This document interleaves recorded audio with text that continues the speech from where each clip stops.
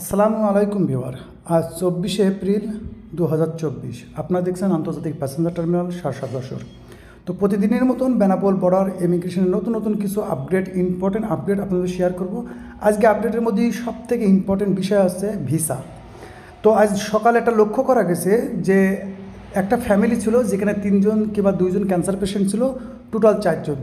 তো আমি এর আগেও অনেক ভিডিওতে বলেছি, যখনই আপনি ভিসা পাবেন তো ভিসা টাইপটা অবশ্যই দেখে নেবেন, কারণ অনেক মানুষ আমরা বর্ডারে লক্ষ্য করি, অনেক মানুষ একটা জিনিস ফলো করে না, সেটা হচ্ছে ভিসা টাইপ। এখন ভিসা টাইপটা কি? আপনার হতে পারে মেডিকেল ভিসা, আপনার হতে পারে ট্যুরিস্ট ভিসা। তো এখানে আপনার 2 মাস, 3 মাস কিংবা 6 মাস কিংবা 1 বছরের ভিসা পেয়েছেন, কিন্তু খেয়াল রাখতে হবে ভিসাটার টাইপ কি, single entry, double entry, triple entry কিংবা মাল্টিপল। এটা দেখার এই জন্য যে অনেকের 6 মাস কিংবা 3 মাসের ভিসা পায়, যেটা সিঙ্গেল এন্ট্রি, অর্থাৎ আপনি একবারই ইন্ডিয়াতে গিয়ে আসতে পারবেন, পরবর্তীতে যাইতে পারবেন না।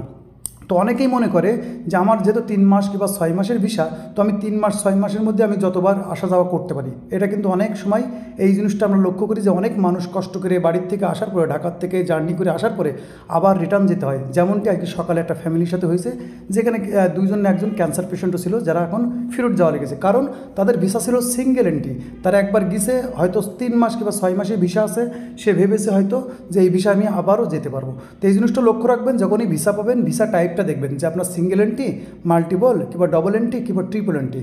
যদি ট্রিপল এন্ট্রি হয় আপনি 3 বার আসা যাওয়া করতে পারবেন, যদি ডবল এন্ট্রি হয় 2 বার আসা যাওয়া করবেন, মাল্টিপল হলে আপনি 10 দিন পরে, 15 দিন পরে, 1 মাস পরে আসা যাওয়া করতে পারবেন। এটা যতদিন আপনার ভিসার মেয়াদ থাকবে। কিন্তু যদি সিঙ্গেল এন্ট্রি হয় তাহলে একবারই। তো এখন বলবো, পাশাপাশি বলবো যে বেনাপোল বর্ডার আজকে ভিড় কেমন ছিল। তো বেনাপোল বর্ডারে কিন্তু বলতে পারেন ভিড় নাই বললেই চলে। সকাল টাইমটাই যে ভিড়টা দেখেছেন ফার্স্টে, সেই ভিড়টাই, অর্থাৎ হয়তো এভারেজ আপনার আধা ঘন্টা 1 ঘন্টার মধ্যে আপনার কমপ্লিট হয়ে যায়। তো বেনাপোল বর্ডারে কিন্তু এখন আসা এবং যাওয়ার কোনো ভিড় নাই বললেই চলে, সকাল টাইম ছাড়া। এখন অনেকে বলবেন ভাই কোন টাইমে আসলে ভিড় কম পাবো, তা বলবো ফিক্সেবল। আপনি যদি এখন ইন্ডিয়া ভ্রমণ করতে চান তাহলে আমি বলবো আপনি 2টা 3টা দুপুর 2টা 3টার পরে আসেন, সেক্ষেত্রে কিন্তু আপনি কখনো ভিড় পাবেন না। আর অনেকেই বলে ভাইয়া কী বারে ভিড় কম থাকে, তা সেটা বলবো সোমবারে।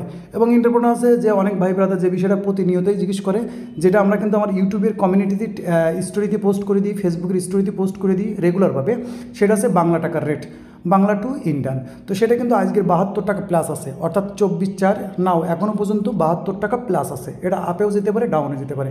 পাশাপাশি অনেক ভাই ব্রাদার জিজ্ঞেস করে যে ভাইয়া আমি যে ইন্ডিয়ায় গিয়েছি, তো আমি কী পরিমাণ কেনাকাটা করতে পারবো। তো এটা আমি কিন্তু আপনাকে বলবো যে এটার কিন্তু অনেক রকম বিষয় আছে, যে বিষয়টা আমি এর আগেও অনেক ভিডিওতে মেনশন করেছি, যে বিষয়টা এখনও জিজ্ঞেস করে। তো সেটা হচ্ছে কি, আপনি যদি ফার্স্ট টাইম ভিসা পান, মাল্টিপল হোক, বিজনেস হোক কিংবা মেডিকেল হোক, সেক্ষেত্রে কিন্তু আপনার ফ্যামিলির জন্য 2 পিস 4 পিস 5 পিস করে অনেক আইটেম আনতে পারবেন। তো এই সেম জিনিসটা হয় কি, অনেক মানুষ আছে সপ্তাহে সপ্তাহে যায়, মাসে মাসে যায়। এখন যখনই আপনি প্রতি মাসে একবারকে যাচ্ছেন, 15 দিন পর পর যাচ্ছেন, তখন কিন্তু আপনার আসা যাওয়া কেনাকাটাটা একটা বিজনেস আইটেমের মধ্যে হয়ে যায়। আর যখনই বিজনেস আইটেমের মধ্যে হয়ে যায় তখন কিন্তু সেই জিনিসের ট্যাক্স ভ্যাট পড়ে যায়। কিন্তু আপনি ফার্স্ট টাইম গিয়েছেন, হয়তো 3 মাস 2 মাস কিংবা 5 মাস পরে একবার গিয়েছেন, সেক্ষেত্রে কিন্তু আপনার কখনও কোনো কিছু বলবে না। আপনার ফ্যামিলির জন্য প্রত্যেক জিনিস 4 পিস 5 পিস নিয়ে আসলেন, তো এক্স্যাক্টলি বলা যায় না যে আপনি কী আনতে পারবেন, এরকম কোনো ফিক্সেবল না।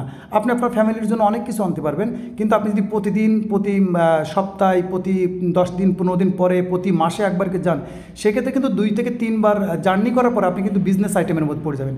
সেক্ষেত্রে কিন্তু অনেক সময় অনেক প্রবলেম হয়। এই জন্য বলবো যে এটার কোনো ফিক্সেবল নেই। অনেকেই দেখি, আমরা লক্ষ্য করি যারা বাংলাদেশি পাসপোর্ট ইন্ডিয়ায় যায়, তো তারা কিন্তু অনেক সময় দেখেছি বাংলাদেশ থেকে ইন্ডিয়ান রুপি করে নেয়।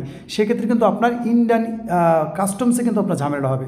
এই জন্য আপনারা যারা বাংলাদেশি পাসপোর্ট আছেন, ইন্ডিয়া ভ্রমণ করবেন, তারা বাংলা টাকা এবং ডলার নিতে পারবেন। অনেকে বলে ভাইয়া বাংলা টাকা কী পরিমাণ নেওয়া যায়, তো বাংলা টাকার কোনো ফিক্সেবল কিছু নাই। সেক্ষেত্রে বলবো বাংলা টাকা না নিয়ে আপনি ডলার নিতে পারেন, সেক্ষেত্রে কিন্তু রেটটা ভালো পাওয়া যায়। এই জিনিসটা আপনারা অনেকেই মাথায় রাখেন না, অনেকেই ভুল হয় এটা। এর সাথে সাথে একটা ইম্পর্টেন্ট বিষয় বলবো যে আমরা কিন্তু আমাদের ফেসবুক পেজ, ইউটিউবের মধ্যে প্রতিনিয়ত প্রতিদিনের কিন্তু আপডেটটা দিই। আমরা কোনো পুরনো ভিডিও কিংবা কোনো কনফিউশন মানুষের তৈরি করার জন্য না, আমরা চেষ্টা করি যে প্রতিদিনের যে বেনাপোলের ছোটো ছোটো আপডেট থাকে সেটা আপনাদের মধ্যে শেয়ার করা। কোনো অনেক ভাই ব্রাদার দেখি কমেন্ট করে যে বর্ডারে ভিড় নাই, এ নাই, ইত্যাদি ইত্যাদি।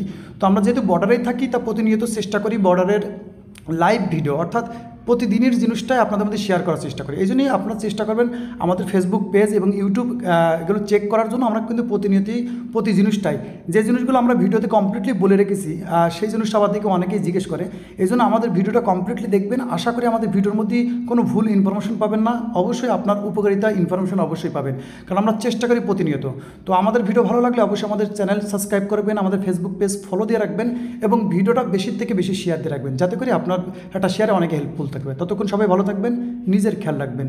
আল্লাহ হাফেজ।